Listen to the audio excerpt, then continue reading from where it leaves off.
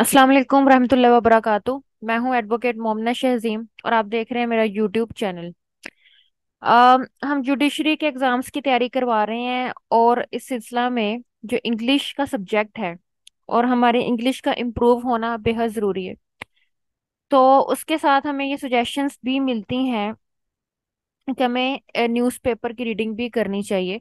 और आजकल के जो हालात हमारे चल रहे हैं वो आप ये देखिए कि बहुत हद तक हमारे कॉन्स्टिट्यूशंस के मामलात को डील कर रहे हैं, हमारे असेंबली के मामलात को डील कर रहे हैं, पॉलिटिशियंस को। और फिर एक जुडिशरी का जो मामला चल रहा है, तो हम ये कह सकते हैं कि वकला हजरात इससे बिल्कुल भी बाहर नहीं है। तो कहने का मकसद ये आता है कि हमें इन चीज़ों के बारे में बाकायदा तौर पर पढ़ना चाहिए और वर्ड्स के मीनिंग्स हमें देखने हैं, हमें इसे थ्रू आउट स्टडी करना है। ये क्यों जरूरी है थोड़ा सा आपको बता दूं।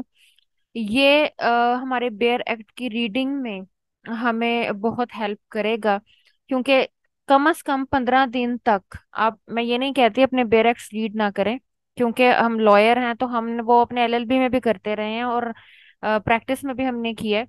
लेकिन कुछ चीजें ऐसी होती हैं कि हमारे पास जखीरा अल्फाज, जिसे हम इंग्लिश में वोकेबलरी कहते हैं, उसका रिच होना बहुत जरूरी है जुडिशरी के एग्जाम्स के लिए।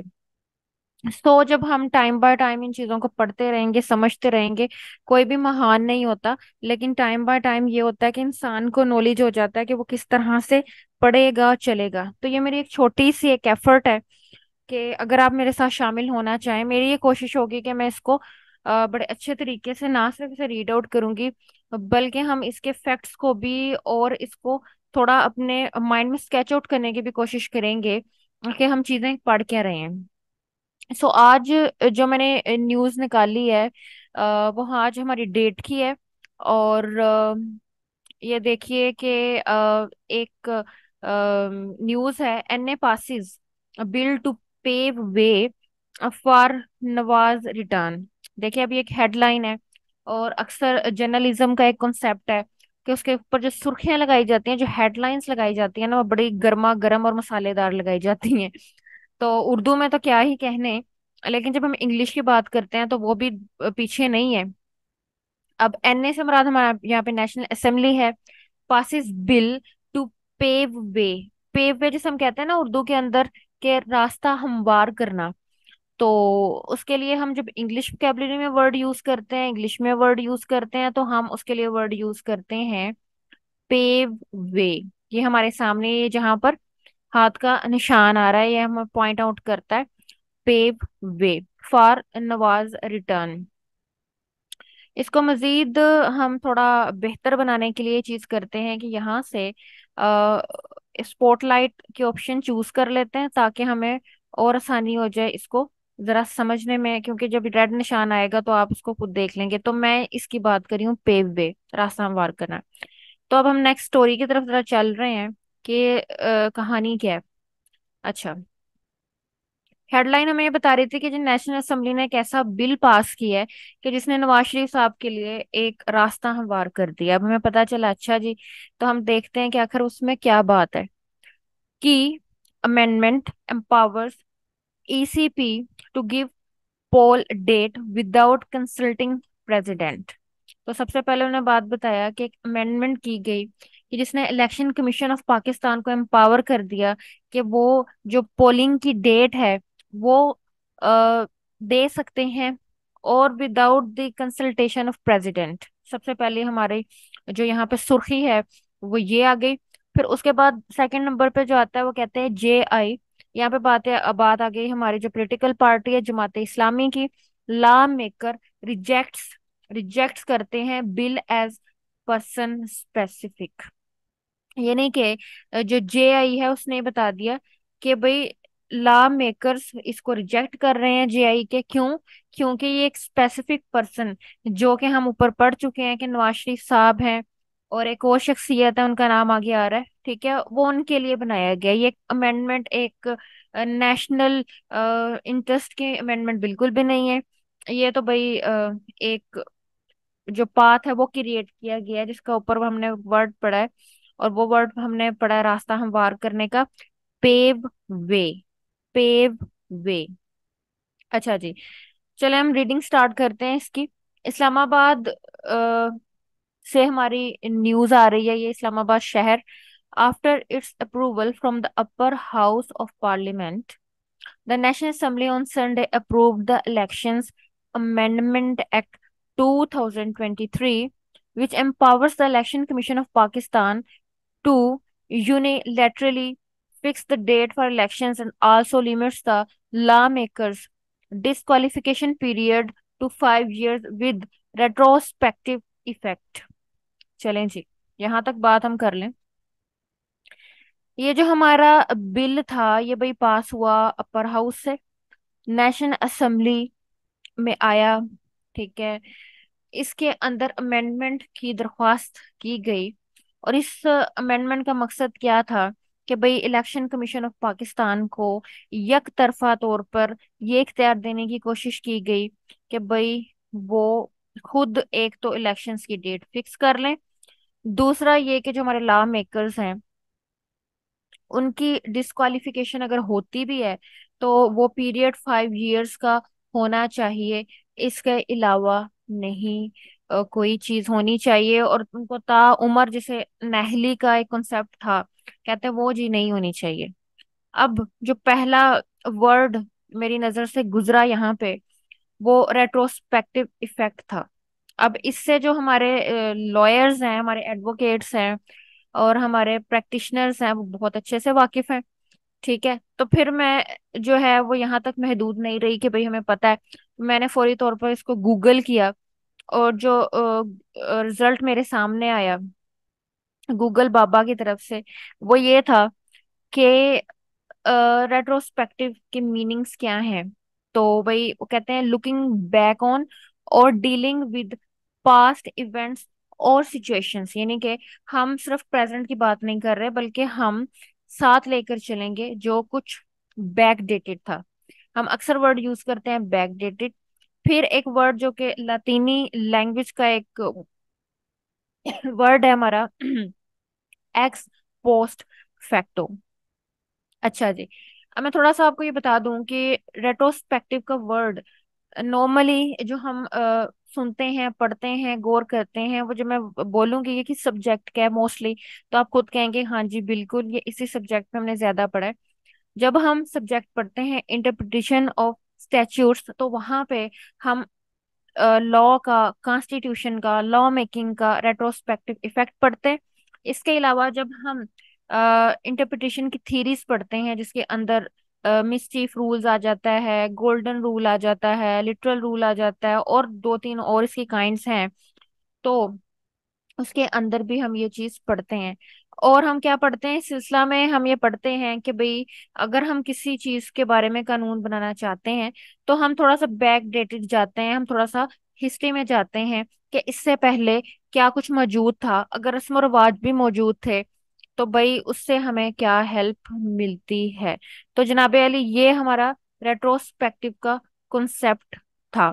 अब मैंने साथ आपको ये चीज बता दी कि आज की न्यूज के लिहाज से जो अमेंडमेंट हुई वो elections amendment act 2023, election commission को भी इख्तियार दिया गया कि वो यूनिलेटरली फिक्स कर दे डेट इलेक्शंस के लिए। इसके साथ भाई अगर आप किसी लॉ मेकर की नहली की बात करते हैं तो आप खुद समझ जाएं कि जो वो नहली 5 साल के लिए ताउम्र नाहल करने का इख्तियार जी नहीं है। अच्छा जी, अब चले गए हम आगे। सेकंड पैराग्राफ है, उसमें लिखा है कि the bill dubbed as person specific legislation. अब आप खुद इस चीज से समझ जाएं कि उन्होंने फिर अगेन कहा है कि भाई ये जो लेजिस्लेशन है ये नेशनल इंटरेस्ट की कोई लेजिस्लेशन नहीं, ये तो एक पर्सन स्पेसिफिक लेजिस्लेशन हम कहेंगे। By the opposition would benefit PMLN supreme leader Nawaz Sharif and newly formed Istehkam Pakistan party IPP patron Jahangir Khan Tareen. The two were disqualified for life more than 5 years ago after a Supreme Court judgment ruled that the disqualification under Article 62 1F of the Constitution was for life। अब देखिए हमारा second paragraph आ गया। अब इसमें नवाज शरीफ साहब के साथ हमारे पास जो दूसरा लीडर आया वो है जहांगीर खान तरीन साहब। अच्छा, अब यहाँ पर दूसरा वर्ड जो कि मैंने पहली बार ही सुना है अपने इस स्टडी कैरियर में, भी कहीं सुना हो बट मेरे माइंड में नहीं था। पैट्रॉन। अच्छा जी, पैट्रॉन। तो भाई मैं इसको गूगल किया, और ये जी गूगल बाबा ने मुझे कुछ इस तरह से इसका रिजल्ट दिया। आपके सामने भी आ जाता है, थोड़ा टाइम ले रहा है, टाइम टेकिंग है। अच्छा जी, अब जो लीडर है वो वर्ड हम बोलते हैं, हम बॉस वर्ड भी बोल लेते हैं कि इस पार्टी का बॉस कौन सा है, इस पार्टी का लीडर कौन है। तो भाई एक और वोकेबलरी आज मेरी डेवलप्ड हुई, और वो मेरी डेवलप्ड हुई इस वर्ड से कि भाई जो अगर वर्ड में कहीं लिखूं पेट्रॉन, जिसके स्पेलिंग है PATRON, पेट्रॉन, तो इसका मतलब भी बॉस ही है। बट देखिए जरा गौर कीजिए, ये लैंग्वेज फ्रेंच है, ये इंग्लिश नहीं है। ठीक है, तो ये भाई यूज हो रहा है हमारा किस चीज के लिए? लीडरशिप के लिए। ठीक हो गया जी। अब ये वर्ड मैंने इसका देख ली हिस्ट्री। अच्छा जी, अब उन्होंने इसमें यह बात बताई कि भाई अगर हम इस मतलब चेंज की बात करें, इस अमेंडमेंट की बात करें, तो भाई ये तो दो लोगों को वेलकम वेलकम करने की बात है, जो कि जहांगीर खान तरीन साहब हैं, और एक हमारे जी नवाज शरीफ साहब हैं। और इसके बारे में तो सुप्रीम कोर्ट ने जो इनको नहल किया, वो हमारा जो आर्टिकल है जो कि हमारा बनता है कॉन्स्टिट्यूशन का, वो 62(1)(f) है। और उसके बारे में तो कॉन्स्टिट्यूशन ये चीज कहता है कि भाई हमने जो नाहल किया वो तो ताउम्र नाहली है, 5 साल का मामला तो नहीं है, जबकि अमेंडमेंट के थ्रू 5 इयर्स का मामला रखा गया। ठीक हो गया। अब when it was introduced in the Senate, one of the movers of the amendment, Senator Dilawar Khan, he said that Mr. Sharif and Mr. Tareen and many politicians from Balochistan would benefit from the law। तो वहां पर movers का यहाँ पे word था, one of the movers. तो इससे मुराद ये आता है कि अमेंडमेंट्स जो पेश कर रहे थे उनके अंदर से एक पर्सन जिसने अमेंडमेंट पेश की, उसने, जो कि एक सेनेटर है जिसका नाम है दिलावर खान, उसने बताया कि भाई ये जो हमारी अमेंडमेंट है ना, दिलावर खान साहब हैं, अगेन देख लें, बड़ा इम्पोर्टेंट है। और अफेयर जो आज का करंट अफेयर है वो कल की हिस्ट्री है। तो भाई हमें मुश्किल क्यों पेश आती है कि हम जो है ना, फिर हिस्ट्री को हिस्ट्री की तरह पढ़ने की कोशिश करते हैं, और करंट अफेयर्स को फिर एंड पे आके हम साल साल भर के वो करंट अफेयर्स कहने में कोई हर्ज नहीं है, वो भी कोई बुराई नहीं है, अच्छी बात है। लेकिन अगर हम रोजाना की बेस पे इन करंट अफेयर्स को देखेंगे तो हमें हिस्ट्री ऑटोमेटिकली पता होगी, क्योंकि हर आज का गुजरने वाला दिन कल की हिस्ट्री है। चलें, अपना नेक्स्ट जो है वो मूव ऑन जरा करें। तो भाई इसके अंदर हमारी क्या बात आ जाती है, वो हमारे सामने है कि सेनेटर साहब थे दिलावर खान साहब, उन्होंने कहा कि जो हमारा बिल है उससे बेनिफिट हासिल करेंगे मिस्टर नवाज शरीफ साहब, मिस्टर तरीन साहब, और बहुत सारे ऐसे पॉलिटिशियंस जो बलूचिस्तान से हैं, और यकीनी तौर पर उनकी भी नहली हुई हुई है। तो भाई उससे भी उनको भी बड़ा बेनिफिट हासिल होगा इस लॉ से। ठीक है, तो आप ये देख लिए कि हमारे ट्विटर है, नेशनल असेंबली का ट्विटर है, और इसके ऊपर जो बात आ रही है वो ये है कि election amendment bill 2023 adopted and passed by national assembly. और उसके ऊपर हैशटैग जो आपके सामने है वो भी है, एन सेशन और बजट, यानी कि दो अहम चीजें जो आजकल गर्दिश में है, वो एक तो हमारा बजट है, और दूसरा ये अमेंडमेंट जो कि इलेक्शंस के बारे में है। अच्छा जी, after its passage from the National Assembly, the bill requires the final nod of President Dr. Arif Alvi, who is presently in Saudi Arabia to perform Hajj. Senate Chairman Sadiq Sinjrani is performing duties as acting president in his stead। अच्छा जी, अब क्या चीज आ जाती है कि मैंने जो वर्ड पढ़ा था इस चीज के लिए, हम अक्सर वर्ड यूज करते हैं passing, passing the bill from national assembly.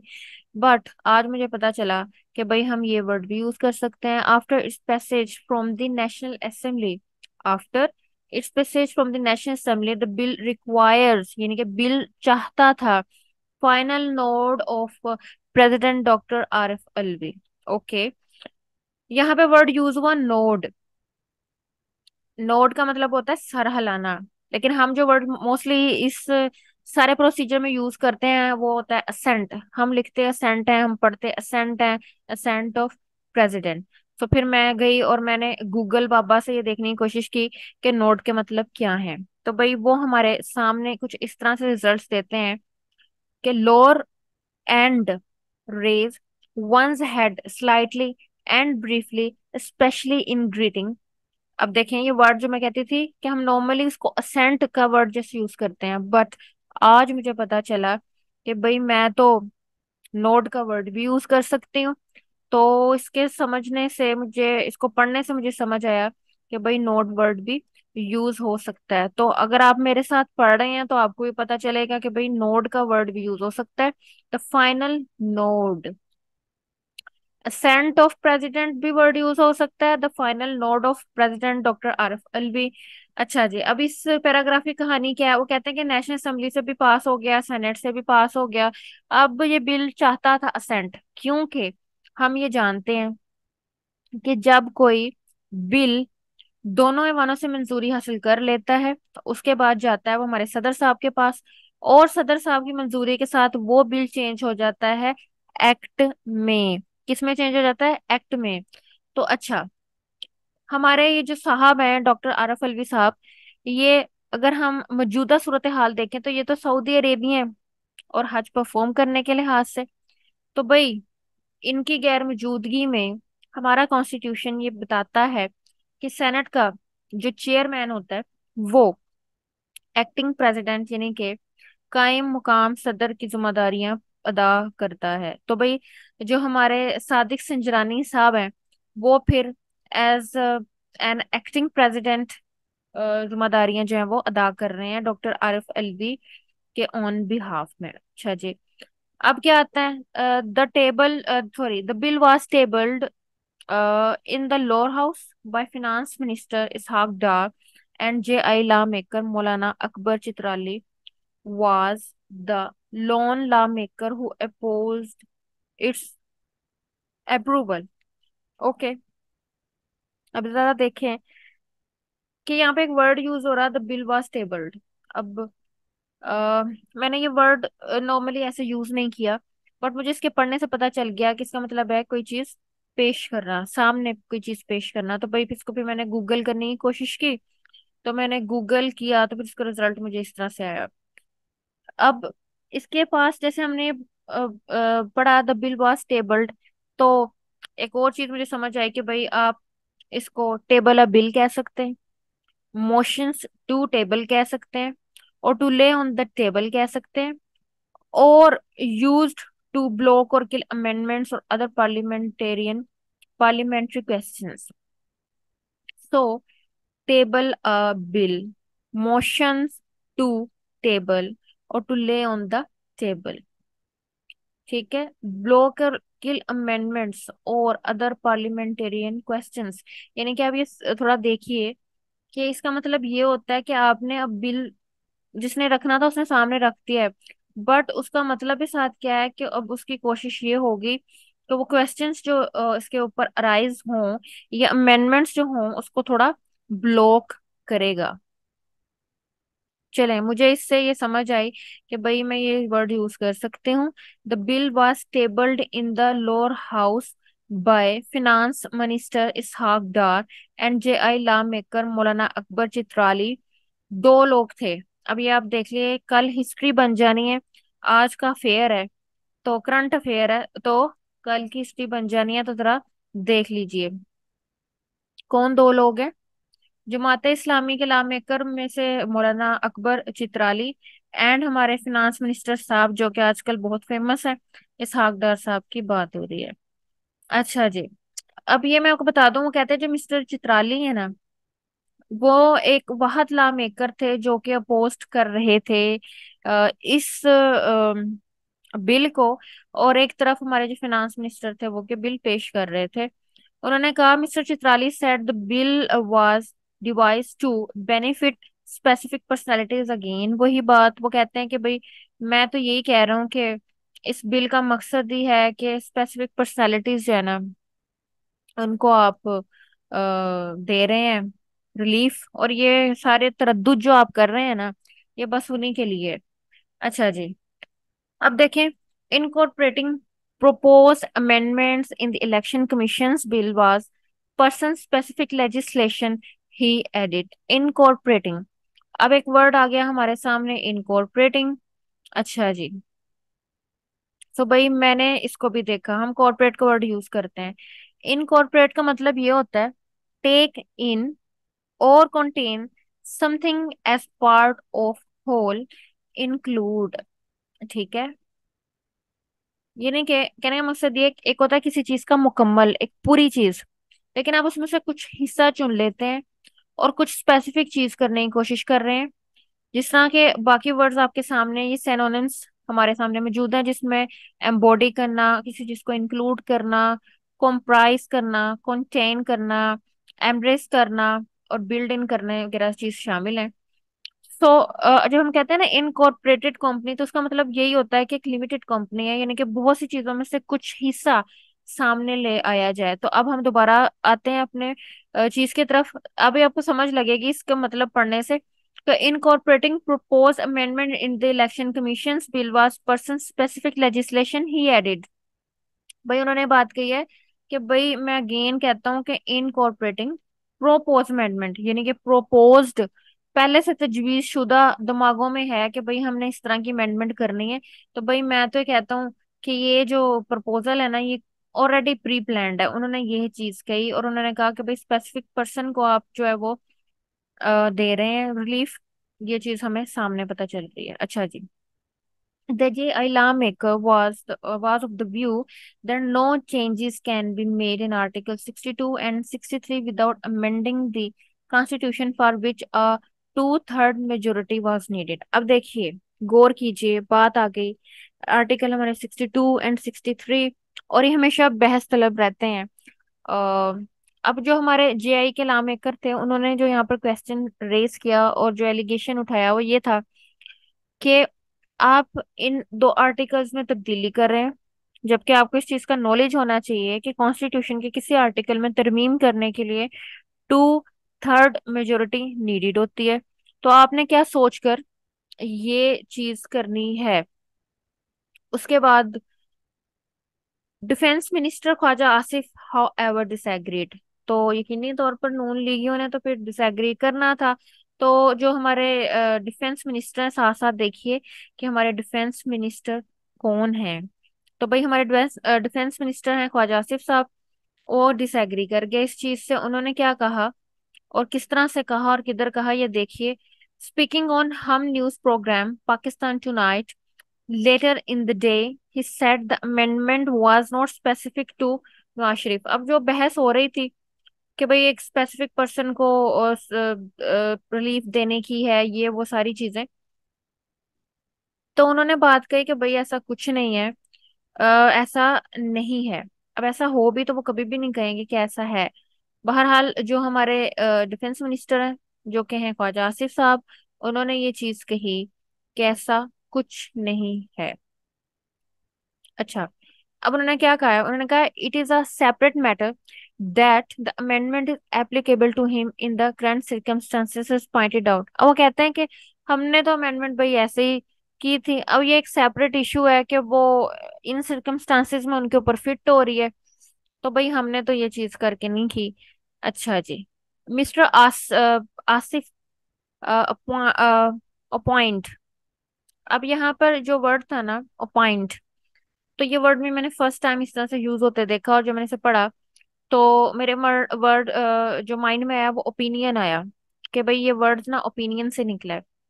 सो मैंने कहा यहाँ पर वर्ड ओपिनियन यूज कर लेते, बट इसको पढ़ने से मुझे ये चीज पता चली कि हम ये वर्ड भी यूज कर सकते हैं, ओपाइंट। मिस्टर आसिफ ओपाइंट, यानी कि उनकी ओपिनियन थी। वो मैं आपको जरा यहाँ से दिखा देती हूँ कि वो उसके मीनिंग्स क्या है। ये देखिए, मैंने यहाँ पर बकायदा तौर पर इसे गूगल किया, और जब मैंने इसे गूगल किया तो ये मेरे सामने आ गया इसके मीनिंग्स। तो भाई ओपाइंड इसको प्रोनाउंस किया।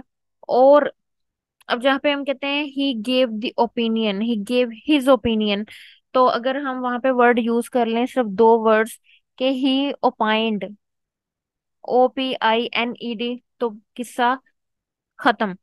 टू एक्सप्रेस एन ओपिनियन, सो ये वर्ड भी यूज हो सकता है। ठीक है जी। तो मैं यहाँ पर आई और मैंने फिर देखा कि अच्छा ये वर्ड भी यूज हो जाता है। तो उन्होंने क्या कहा कि mister Asif ओपाइंड that life time disqualification was against fundamental constitution rights, saying there were different opinions on the issue from the Supreme Court itself। अब उन्होंने एक नई चीज सामने ले आया और वो कहते हैं कि भाई कि जो डिस्क्वालिफिकेशन है लाइफ टाइम किसी पर्सन की, लॉ मेकर की, सॉरी किसी पर्सन की नहीं, लॉ मेकर की, तो वो तो बड़ी मतलब फंडामेंटल कॉन्स्टिट्यूशन राइट्स के अगेंस्ट है भाई। तो अब हमारे बारे में क्या बात कह रहे हैं इसके बारे में, तो सुप्रीम कोर्ट के अंदर काफी हलचल पाई जाती है और बड़ी डिफरेंट ओपिनियंस हैं। अच्छा जी। तो आसिफ साहब जो है उन्होंने पहला तो उन्होंने इस चीज की जो है वो तरदीद की। वो कहते हैं कि जी नहीं, ये नवाज शरीफ साहब के लिए नहीं है बिल्कुल भी तरमीम, उनको कोई रिलीफ नहीं दे रहे इसमें। और अगर वो हालात के तौर पर उन पे फिट आ रही है तो इट्स समथिंग एल्स। बट इस तरह का कुछ मतलब आप ये नहीं कह सकते कि उनको पॉइंट करके ऐसा कुछ किया गया है। अच्छा जी। ओके, तो फिर उन्होंने दूसरी चीज जो हमें बताई, वो कहते हैं कि भाई आप खुद देखें ना कि डिस्क्वालिफिकेशन है और फिर लाइफ टाइम है, तो ये तो बड़ा हक तलफी हो गई, और फिर हक तलफी भी कॉन्स्टिट्यूशन राइट की होगी। और फिर हमसे आप क्या कहते हैं कि सुप्रीम कोर्ट में खुद इसके बारे में काफी हलचल पाई जाती है। तो ये जो ये पैराग्राफ है हमारा, इसके मीनिंग्स ये थे। अब चल गया हम नेक्स्ट की तरफ। Ask about the matter of Mr. Sharif's conviction upon his return. Mr. Asif said the PMLN's legal experts were deliberating on the matter। अच्छा जी। अब उसने क्वेश्चन किया, उन्होंने कहा कि भाई जब वो आते हैं तो क्या उनको पकड़ा जाएगा, उनकी कन्विक्ट की जाएगी।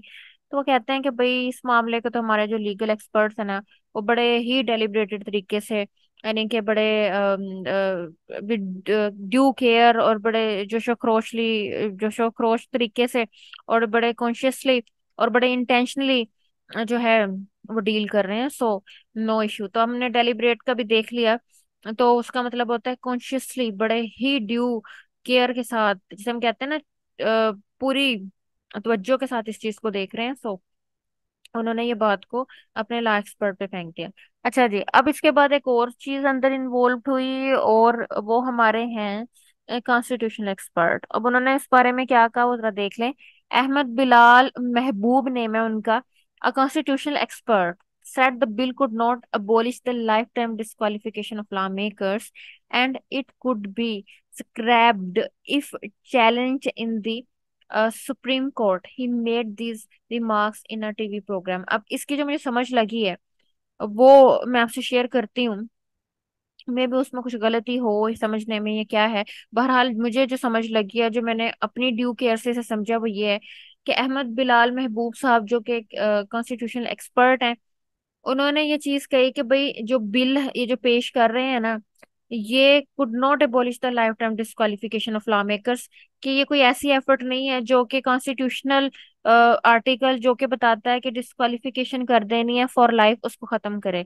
हाँ, अगर ये सुप्रीम कोर्ट के सामने चैलेंज हो जाता है भाई, और सुप्रीम सुप्रीम कोर्ट से ऊपर जाने की कोशिश कर रहा है, तो फिर ये खुद स्क्रैप्ड हो जाएगा। अब मैं चैन से तो बैठी ही नहीं, फिर मैंने स्क्रैप्ड के मीनिंग्स देखे। तो आप यहाँ पे आके देखें जरा कि स्क्रैप का मुझे पता चला। वो कहते हैं कि इसका मीनिंग है कि डिस्कार्ड और रिमूव फ्रॉम सर्विस। तो कहने का मकसद ये है कि वो इसको खत्म कर देगी, इसको गेट रीड कर देगी। जो सुप्रीम कोर्ट है उसको ज्यादा देर तक ये जो एक्ट बनाया है इसको कलअदम करार दे देगी। क्यों? क्योंकि कॉन्स्टिट्यूशन के आर्टिकल के अगेंस्ट जा रहा है। और ऐसी तरमीम किन हालात में हो रही है कि सदर की असेंट नहीं मिल रही, सदर साहब नहीं है, फिर 2/3 मेजोरिटी वो नहीं है, तो फिर कई सूरत हाल है, फिर सुप्रीम कोर्ट के पास भी इस चीज का इख्तियार होगा। अच्छा जी। फिर इसकी चीज आ जाती है हमारा डिस्क्वालिफिकेशन ऑफ लॉ मेकर्स के बारे में अगेन बात हो रही है, और ये बात कैरी ऑन जा रही है। According to the amendment to section 232 ये हमारा बात कर रहा है किस चीज के बारे में, यहाँ पे ही ज़हन-नशीन कर लें। मैं बात कर रही हूँ इलेक्शन एक्ट की। ठीक है, according to the amendment to section 232, qualifications and disqualifications of election act. ठीक है, अ परमानेंट बार और disqualification of member is against the letter and spirit of Islam as well as the constitution. Okay, अब यहाँ पे बात ही आ जाती है। वैसे तो इस्लाम को, सॉरी टू से, ये थोड़ा हटके आ जाता है, इस्लाम को किसी चीज में फॉलो ना करें, बट यहाँ पर इस्लाम को बड़े आसान तरीके से फॉलो किया गया और इसका जिक्र भी हुआ, as well as the constitution. ठीक है, हम कहते हैं ना तो ये अगेंस्ट है किस चीज के, the letter and the spirit. अब ये एक बड़े मजे की जो है ये लाइन है, ये एक इडियम है, the letter and the spirit. इसके मीनिंग होता है कि बड़े ही फुल ब्लूम तरीके से किसी के जिस्म और रूह दोनों चीजों को मद्देनजर रखते हुए, तो जिसे हम कहते हैं ना फुल ब्लूम, वो वाला कॉन्सेप्ट इसका आता है। ठीक है, as well as the constitution according to the statement of objects and reasons of the bill, it was introduced to ensure a fair trial and due process and right of appeal, and limit the period of disqualification in cases relating to a declaration referred to in paragraph F O clause 1 of article 62। अब ये देखें, इस कहानी को कहाँ पे मोड़ा जाता है। वो कहते हैं कि भाई हमने तो ये जो अपनी अमेंडमेंट की है, इसका मतलब जरा समझ लें कि भाई हम चाहते हैं कि फेयर ट्रायल हो और ड्यू प्रोसेस। अब ये वर्ड हमारे लिए बिल्कुल भी नए नहीं है, हम ये इंग्लिश अपने लॉ में पढ़ते हैं कि fair trial and due process. ठीक है, फिर उसके बाद next word the right of appeal हम बहुत बार पढ़ते हैं। फिर the limit the period of disqualification in cases, तो ये हम बहुत बार पढ़ते हैं।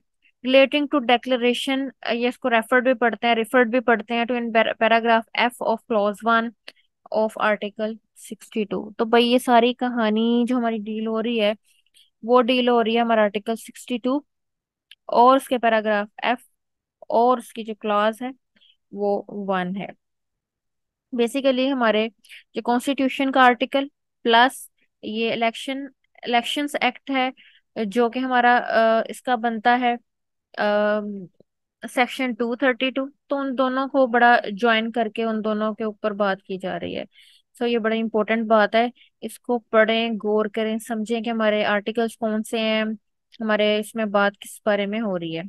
अच्छा जी, next is notwithstanding anything contained in any other provision of this act, any other law for the time being enforced, and judgment, order, or decree of any court, including the Supreme Court and a High Court, the disqualification of a person to be elected, chosen, or to remain as a member of Parliament or Provincial Assembly under paragraph F of the clause 1, article 62 of the Constitution shall be for a period not exceeding 5 years from the declaration of the court of law in that regard, and such declaration shall be subject to the due process of law। अब ये जो paragraph है, इसके अंदर कई चीजें हम पढ़ रहे हैं।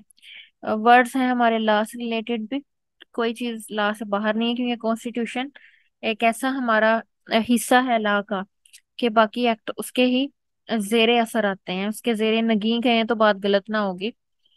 तो भाई इसके अंदर जो बात है ना, वो उन्होंने कही है कि कोई भी चीज आती है, चाहे वो हमारे कोर्ट्स की तरफ से आ रही है, चाहे हमारे सुप्रीम कोर्ट की तरफ से आ रही है, कोई ऑर्डर है या कोई डिक्री है, कोई जजमेंट है, कोई एक्ट है, और वो बात करता है डिस्क्वालिफिकेशन ऑफ पर्सन की। ठीक है, डिस्क्वालिफिकेशन, उस पर्सन की डिस्क्वालिफिकेशन की बात करता है जो कि मेंबर है पार्लियामेंट या प्रोविंशियल असेंबली का।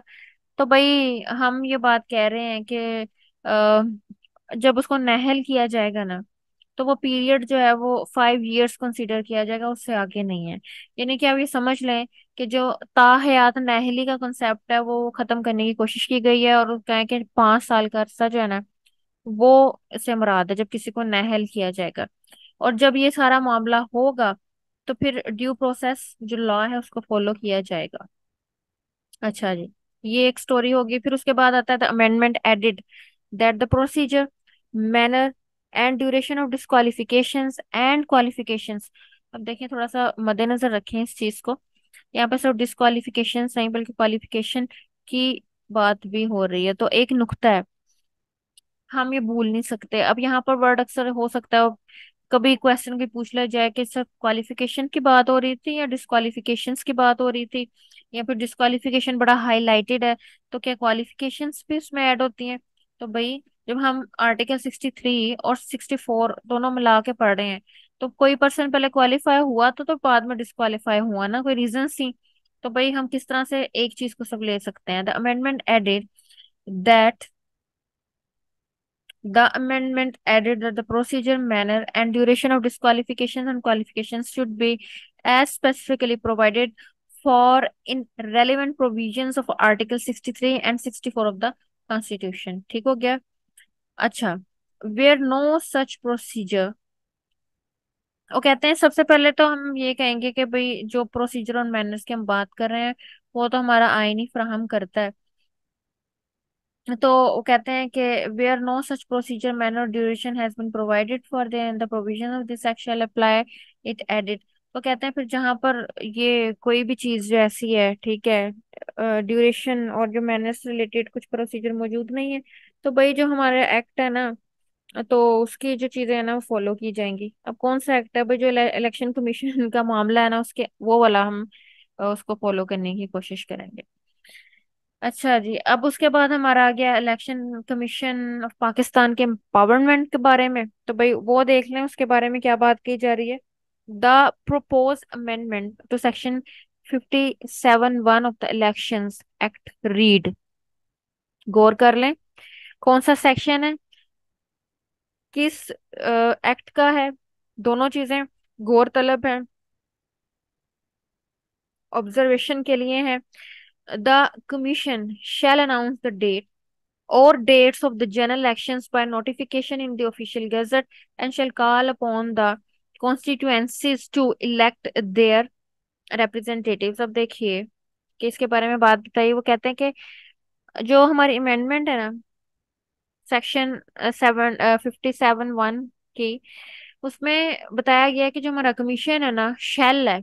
अब इसके कहने का मकसद ये मैंडेटरी है। दूसरा जो इसको इख्तियार दे दिया गया है वो एक शेल से मुराद बड़ा ठोस इख्तियार हमारा कंसिडर किया जाता है इन लॉ।